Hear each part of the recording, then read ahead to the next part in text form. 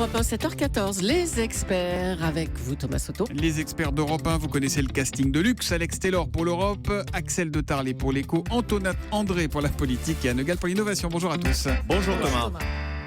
Le pétrole, le cours du pétrole, le baril de pétrole n'en finit pas de chuter, Axel de Tarlet, et il est passé sous les $30 le baril. C'est une chute tellement violente qu'elle devient inquiétante pour l'économie. Alors exactement, en un an et demi, les cours ont été divisés par 3, ça veut dire moins 70%. En cause, on le sait, parce qu'il y a une surproduction sur fond de ralentissement économique, notamment en Chine. Alors, un pétrole pas cher, a priori, c'est une bonne nouvelle, ça veut dire essence pas cher. Encore que, vous aurez remarqué que ces jours-ci... C'est pas spectaculaire. Non, mais même le prix de l'essence remonte parce que le gouvernement, le 1er janvier, a relevé les taxes. Plus 3 centimes et demi sur le gasoil et plus 2 centimes sur le super samplon 95.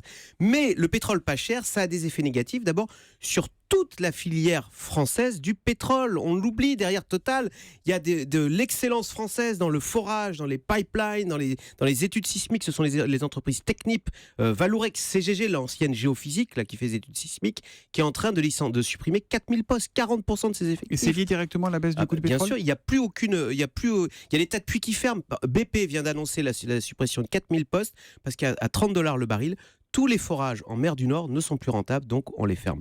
Deuxième conséquence négative, c'est sur la filière électrique dans l'automobile.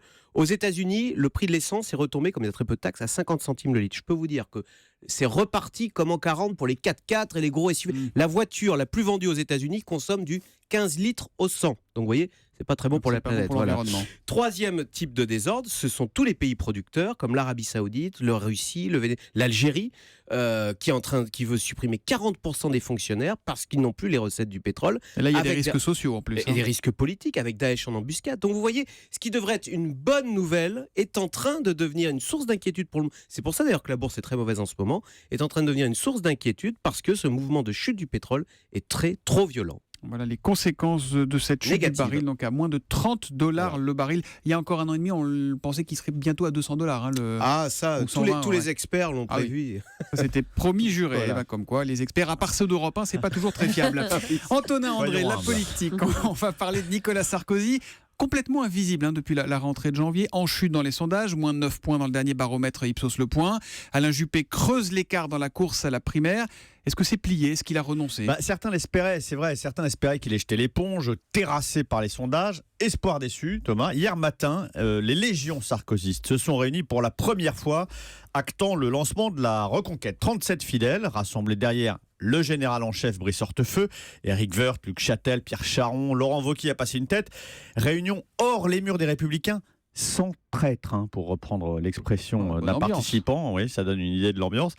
Et tous ces gens-là se retrouveront toutes les 3 semaines pour conduire la campagne, s'organiser, relayer les messages du candidat Sarkozy. Donc c'est officiel ce matin, Nicolas Sarkozy est candidat à la primaire. Bon, Nicolas Sarkozy se lance, il a des troupes, il a le parti, mais il part quand même avec un gros handicap. Du coup, le voilà challenger, c'est loin d'être gagné pour lui. Alors hier matin, Raphaël Antoven a fait sa chronique sur Rocky, vous vous en souvenez.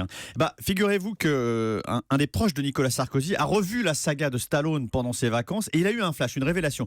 Sarkozy, c'est Rocky Balboa dans Rocky 3. Voilà, il a été champion du monde, président de la République après avoir mis au tapis Ségolène Royal. Il a roulé des mécaniques, s'est laissé griser par la réussite, le succès. C'était Nicolas Sarkozy bling bling. Et puis il s'est fait étaler à son tour par un challenger qu'il a sous-estimé, qui venait de nulle part. Et aujourd'hui, beaucoup de ses rivaux, aujourd'hui, beaucoup de ses rivaux le voient comme un champion usé, fini, qui tente un énième retour. Eh bien, la ressource, il doit la trouver en lui. Il doit se réinventer. Il doit installer un nouveau Sarko, forcer sa nature, aller à la rencontre des Français sur le terrain. Lui qui déteste la proximité. Nicolas Sarkozy, il enflamme les foules. Il est capable de faire des discours, des envolées magnifiques. Mais alors, prendre le café au zinc au petit matin dans une ville de province, dormir dans un hôtel miteux. Je vous rappelle que quand il était président, il ne supportait pas de ne pas dormir chez lui. Il voulait dormir rentrer il voulait rentrer. Donc il va falloir se faire violence. C'est pas une campagne d'appartement à Neuilly. Alors un conseil quand même. S'il nous entend Nicolas Sarkozy, c'est pas la peine de se faire des nœuds au cerveau pour la stratégie. Tout est dans Rocky 3, il suffit juste de le regarder. Écoutez, si pour ces prochains meetings, il y a la musique de Rocky 3, on saura qu'il vous écoute et qu'il tient compte de vos conseils, Antonin André. En même temps, parfois, il vaut mieux en politique être challenger que favori. C'est plus facile. Oui, c'est un moteur puissant d'être un challenger. C'est comme en radio, quand on est challenger, on met la gomme. Alex Taylor, on va au Danemark avec vous. Les Danois vont désormais confisquer les biens des migrants. Oui, c'est assez spectaculaire comme décision. Ça a été décidé et annoncé hier. La coalition de droite s'est mise d'accord après j'aurai quelques pourparlers avec les sociodémocrates, la police danoise pourra saisir les effets personnels des migrants, soi-disant pour financer leur hébergement. Les migrants pourront garder jusqu'à 1 350 € en cash, ainsi que leur téléphone portable et des biens auxquels ils attachent une valeur sentimentale, les bagues, etc.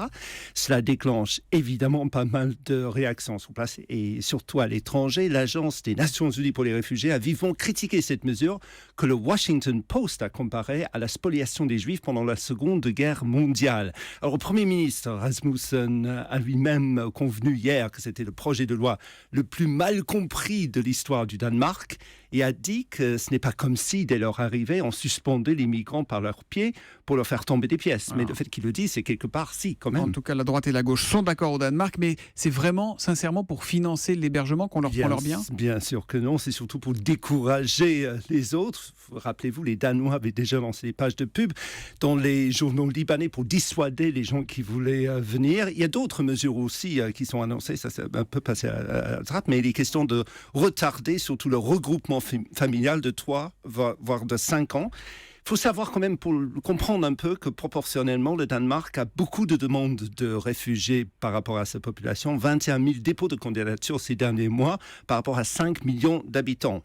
Et puis, continue les contrôles à la frontière. On en a parlé un petit peu avec le pont avec la Suède et avec l'Allemagne aussi, ce qui n'arrange pas du tout leur cas avec Bruxelles, côté Schengen. Le Danemark fait partie de l'Union européenne depuis 1973, je crois. 73, ils ont rejoint l'Union en même temps que les Britanniques. En même temps, il n'y a pas beaucoup de migrants qui doivent arriver avec plus de 1 350 €, ils n'arrivent pas avec la voiture. Non, mais pas avec la voiture, mais ils viennent avec du cash. C'est parce que ceux qui peuvent déjà financer tout le voyage pour venir ici, on le voit, c'est souvent des jeunes qui ont des moyens. Mais ce ne sont pas des nantis, c'est plutôt la misère du monde qui arrive dans ces cas-là. Merci Alex Taylor. On va innover avec une tour. Mais alors attention, Anne Le Gall, c'est une belle tour, la tour la plus haute de Chine qui vient d'être homologuée. Voilà, la plus haute de Chine. Alors je précise, ce n'est pas la plus haute du monde, qui reste celle de Dubaï avec 35 étages de plus. Mais cette Shanghai Tower qui vient de... Vous dites ça très naturellement, 35 étages de plus. C'est monstrueux. Et celle-ci, la chinoise, donc c'est aussi un bâtiment exceptionnel. D'abord parce qu'elle domine le quartier financier de Shanghai, un quartier qui, il y a 20 ans, n'était que formé par des terres agricoles. Et puis avec ses 632 mètres de haut, cette tour chinoise donc atteint presque 2 fois la hauteur de la tour Eiffel, presque 3 fois celle de la tour Montparnasse. Et elle innove aussi par son architecture, parce que c'est une tour qui est vrillée. Elle tourne sur elle-même. Pourquoi ? Mais ça a l'avantage de réduire la prise au vent. Et donc, ça donne une tour capable de résister au typhon. Et elle a coûté 58 millions de dollars de moins du fait de cette ergonomie, de cette aérodynamique. Bon, et quand on rentre dans cette tour, est-ce qu'on rêve un peu aussi ou pas ? Ah oui, alors je vous laisse imaginer donc des surfaces vitrées, des terrasses végétalisées. En surface, on a l'équivalent de 60 terrains de foot quasiment, donc de magasins, d'hôtels, de bureaux. Et pour parcourir les 128 étages de cette tour, il y a 106 ascenseurs, dont une tour avec dizaine... un ascenseur. Alors, des ascenseurs, mais ce sont les plus rapides du monde. Imaginez 64 km/h de vitesse. Pour ceux qui connaissent l'ascenseur de la tour Montparnasse, c'est donc 3 fois plus rapide que l'ascenseur de la tour. 56 secondes pour aller au... 38 secondes pour aller au sommet de la tour étage, Montparnasse. c'est ça, Là, c'est 3 fois plus rapide, on va 3 fois plus haut.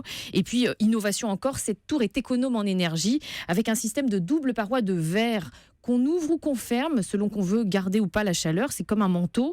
Et puis, vous avez disséminé sur cette tour 270 éoliennes qui permettent d'alimenter en partie l'éclairage du bâtiment. Et voilà, donc pour cette tour qui vient de pousser, qui va pousser ou qui vient de Alors, pousser. Elle a poussé, elle vient d'être officiellement homologuée comme la plus haute de Chine. Dans le quartier financier Elle n'est pas encore habitée de Shanghai. Shanghai, si vous voulez y aller, il y a moyen de louer un petit 2 pièces. Merci beaucoup les experts, à demain matin.